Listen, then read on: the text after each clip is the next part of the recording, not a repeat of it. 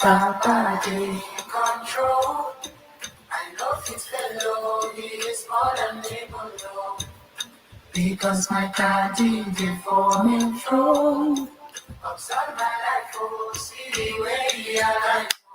Because I'm under my umbrella. I'm not the me. Cause what I did for you.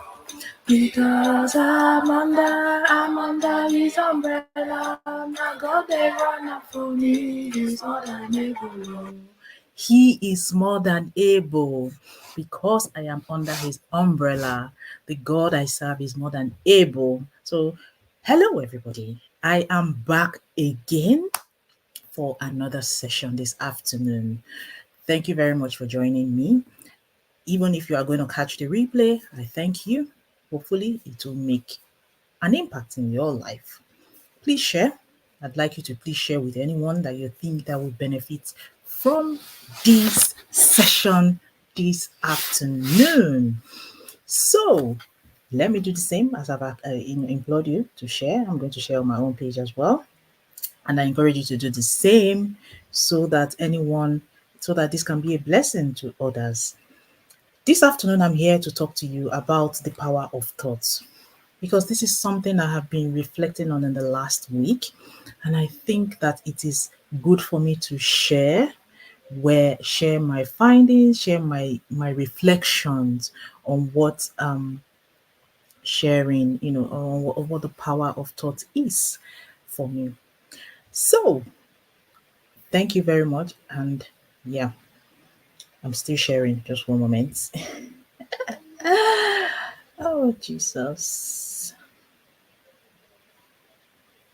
Because I'm under the umbrella. Right. Excuse me. So, the power of thought. I am a Christian by the grace of God. I believe in Jesus. And I have been thinking very deeply about how thoughts can make a difference in our life and how it can create the difference that we need. I'm currently reading a book, and in that book, they talk about how, um, when you have a desire for something so deeply, you're willing to stake your entire future, whatever it is, resources on that thing so that you would win. And that's what happens when you have a desire for something. It's not enough for you to have a desire for something but half-heartedly go into it. And that's what I'm sharing with you today. I'm going to give you two scenarios and that demonstrates the power of thought. But first of all, if you're new to my page, thank you for following me. I am Lillian. I'm the face behind this page. I am a mom and a digital business owner. Now, in his book, Napoleon Hill did prepare two stories, and I'm just going to summarize the two stories. There was an individual in the 18th century, I believe, or early 19th century, who had a desire to work with someone, and he wanted to be a partner. So being a partner with someone is different from being an employee. Now, what he said to himself was, how do I become a partner with this person? He had no education. He had no, he had no education. And there, this guy was educated and had a business he was running, which was thriving. So this lovely gentleman decided that he was going to go and, go to him and ask for a position as an employee, because in his mind, he felt that was a step towards getting what he wanted. He goes, he started working, he was started, but thankfully, the person he went to meet was in a position to see that he had that desire. And that's my first thing, desire to make a difference in his life. He gives him a job and he was working, he was doing well. Eventually, he had an opportunity that came from nowhere. Like he wasn't even expecting that opportunity to come from the place it came. And that is my number two lesson. The first lesson is that you have to have that desire for change. You have to have that desire for change. And in his mind, he knew that this is what he should do to get what he wanted. And he, with faith, with hope, and the will to win, he took action to towards achieving that desire of his. The second thing is opportunity. Opportunity comes knocking when we don't expect it to be knocking. It can come through the back door, right? And that's one thing that we sometimes miss. As Napoleon Hill would say, one of the tricks of opportunity is that it comes in a different form. Like you're expecting opportunity to come as a brand new job, but it will come maybe as a bless, an opportunity to start your own business, even if that's not what you were thinking about. I'm just using that as an example because that's in the forefront of my mind. Napoleon Hill says sometimes it comes in a different form, from a different direction as expected. So you're expecting it to come in this direction, but it's coming from that direction. Like it's coming from the left when you're expecting it to come from the right. It has a sly habit of slipping in by the back door. And sometimes it comes disguised. May the Lord allow us to be alert to when opportunity comes knocking on our door. This is why so many people fail to recognize opportunity. And this is it. So many people are expecting a change in a certain form. When that change comes, or when that thing that they've been wishing for comes, they fail to realize that it has come. Because the way they were expecting it to come is not the way it came. So back to my story. This gentleman, he saw an opportunity in that he could become a partner that could allow him to become that partner that he had always desired. The man introduced a new item into the market, and none of his professional salesmen were ready to sell. But he decided that, you know what, this is an opportunity for me to show myself. This is an opportunity for me to display my skills. This is an opportunity for me to sell myself so that this person I want to be my partner can see what I'm trying to do or what I can bring to the table. So opportunity came, and what did he do? He displayed his merchandise where his intended partner could see it. Number one, he had a desire. Number two, he saw the opportunity. When it came, he took advantage of it. And what did he do when the opportunity came? He displayed what he has or his merchandise to his intended partner in a place where they can see it. And this made me start to reflect upon life in general. Sometimes we have the desire, but we fail to see the opportunity. And when we even see the opportunity, we don't display what we have to offer to the right people, right? And this is how it happens sometimes in life. So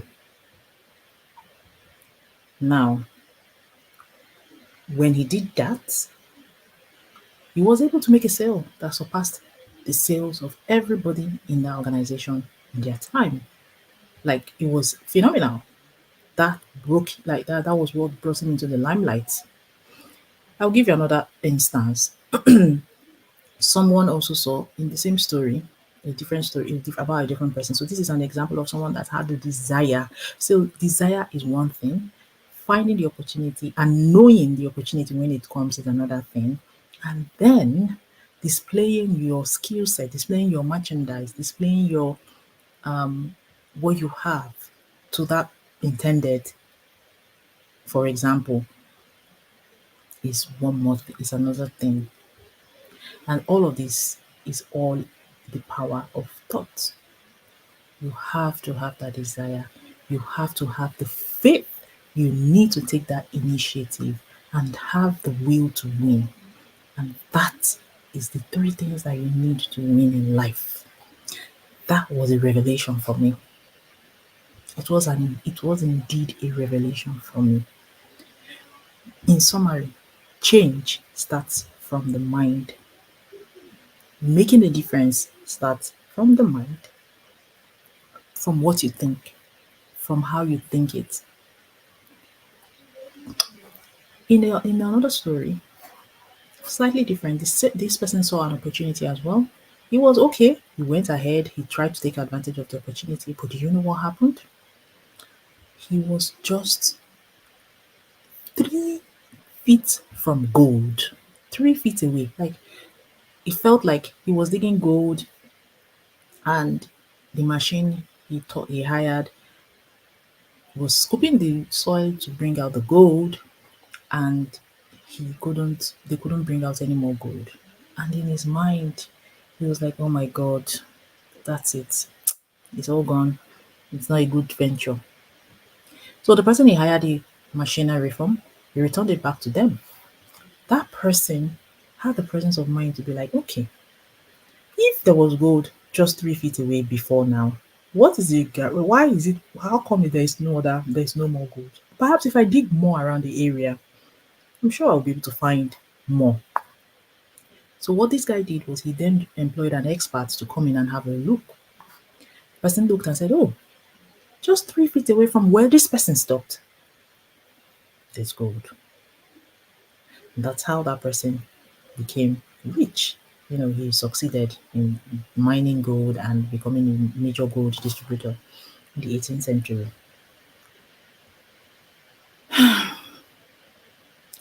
The gentleman looked, but he gave up too quickly. That's the fourth lesson. Common causes of failure is the habit of quitting when one is overtaken by a temporary defeat. Temporary defeat. So sometimes a defeat is not necessarily the end. You just have to keep going. You have to keep going. In my first example, the gentleman could have easily said, you know what? I'm not going to be a partner with this man anyway. I'm just going to be end up a salesman. I might as well just become a salesman. But you know what? He didn't give up because he knew that where he was at that time was temporary, and it was going to help him to get what he wanted to achieve. So these are two separate scenarios. And what I'm going to here to say to you today is that what you think is what counts. Every other thing around you is noise. Whatever you think is what counts. If you think something is good for you, then it is good for you. If every other person is saying them something else, it doesn't really matter because what you think is what counts. That is the summary of my conversation. The power of thought. If you think failure, so shall it be. If you think success, then it will be success. I always try to tell my children. Sometimes my son will tell me, "Oh, mommy, I failed this thing." I'm like, "Well, you only found a different way to do not to do something wrong, right? It doesn't mean that you're a failure. You've only found a way not to do something again. Sorry, I made a mistake with that. Basically, you found a way not to do something. Failure is not that you failed. You've just learned a new way, a way that you shouldn't be doing something. So you just have to find a different way to do something, the same thing." I always want to encourage my children to always think positively. My daughter will say, "Oh, silly me." I'll say, "No, you're not silly. You are not silly. Don't say that. You're not silly." If she makes a mistake, you say, "Oh, silly me." No, you are not silly. I always counteract their negativity because I'm teaching them to be positive, to think positively, to believe in themselves. And when sometimes they don't get things right, it is a way of them learning not to do things that way and also to learn to do something differently. Be confident in yourself. If you think success, you would attract success. If you think failure, that is what will come to you. So, I'm just going to try to wrap this up today. with two things. The greatest assets that you can ever have is the knowledge that an intangible impulse of thought can be transmuted into its physical counterparts. So basically, it is talking about the power of thought. If you keep saying, I am a failure, I am a failure, I am a failure, you keep saying it every day to yourself, trust me, everything around you will feel like failure. And you don't want to be doing that because it transmutes to the physical counterpart, right? It transmutes to the physical. But if you look at yourself every day in the mirror and say, I can do this, I will do it, I am confident, I am bold, I will achieve that exam, I will pass that exam, I will succeed in that thing. If I put my hand in this, it will work. Then it will work. And because not only will you, what happens is when you think that way, you start to think of ways to make it happen. You start to look at things that will make it happen. Suddenly you get ideas, you get solution, ways to resolve those problems if it is a problem you're trying to resolve. So the knowledge that an intangible impulse of thought can be transmitted into its physical counterpart by the application of known principles is the most powerful thing you can ever have. The power of thought. It is like electricity moving from A to B, thoughts to your physical. Number one lesson, think positively. Think positively. Have a desire. Have a desire for whatever it is, for change, to change your job, to change your career, to do something different. It all starts with a thought, which translates to a desire, which then comes to you recognizing an opportunity when it comes your way, and then you then having the taking the initiative to make sure that you are taking advantage of that opportunity by displaying your merchandise. And when I say display your merchandise where your intended partner can see it, it's not a, literal. Yeah, it's not literal. It's just like you're going for an interview. You have an interview. What do? You sell yourself. That's your intended job, your dream job. So what do you don't go to that interview unprepared. You go there because you are preparing. Yes. So that's you display your skill in front or where your intended is. So it's not a literal meaning. So to wrap this up, I would go back to the Bible and say Proverbs 23 verse 7 says, as a man thinketh in his heart, so is he. And this story that I've narrated from the beginning to the end is corroborated by just this single verse. As a man thinketh in his heart, so is he. That is what Proverbs 23 verse 7 says. My encouragement to you today is to take, when you see an opportunity, take an advantage of it. And that's why I'm a statistician, I'm a data analyst. There is no way I will talk about anything that I will not talk about my business because honestly, it was an opportunity that I saw and I'm grateful that I tapped into it. And you might be there watching me today thinking, these people are just talking everyday business, business, business. That's fine. If it's not for you, you can walk away. But you never know. I've heard stories of people that they saw the opportunity 5 years ago and they ignored it and then they came back to it after 5 years. Don't be like those people. I don't know what your desire is. I don't know what your thought is. Don't think that you can't do it. You can. Don't worry about it. I'm shy. I'm introverted. This one. No. Stop. If other people are doing it, you can. Think about it. Give yourself that willpower to push forward. So, all I'm saying for you today is this business might be an opportunity that you probably didn't know you needed. Yes, it might be an opportunity you probably didn't know you needed. So if you're watching me today, come and check it out. That's my website there. You can send a message to me. You can register on my website and watch the intro webinar. Just check it out. I'm not telling you to do anything more than checking it out. So you'll never know. You'd never know. Remember, I said opportunity has a sly way of sometimes sliding through the back door. You'd never know this might just be it for you. Opportunity will not come to you and say, here I am, opportunity, take me. It doesn't do that, at least in my own experience. If you have experienced it that way, please let me know. But never, it rarely does it happen that way.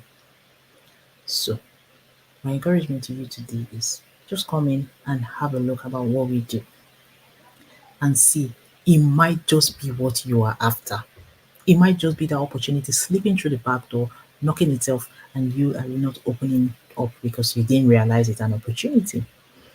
The power of thoughts. Remember that. Think, have your desire, have that desire. If your desire is so strong, you will definitely be alert to opportunity. So, as a man thinketh in his heart, so is he. I'm going to leave that with you today. Till my next video, it's bye for now.